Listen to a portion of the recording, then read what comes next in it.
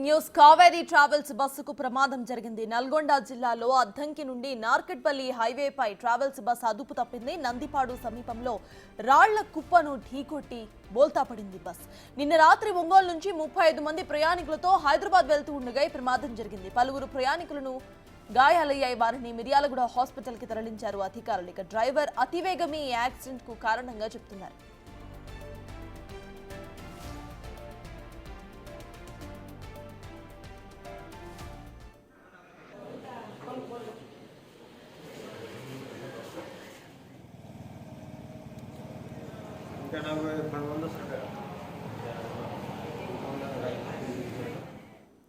Kaveri travels బస్కు ప్రమాదం జరిగింది. Present visuals లో చూస్తున్నాము. నిన్న రాత్రి నల్గొండ జిల్లాలో అద్దంకి నార్కెట్పల్లి హైవేపై ఈ ట్రావెల్స్ బస్ అయితే అదుపు తప్పింది. ముందున్న ఆ రాళ్ల కుప్పను ఢీకొట్టింది ట్రావెల్స్ బస్.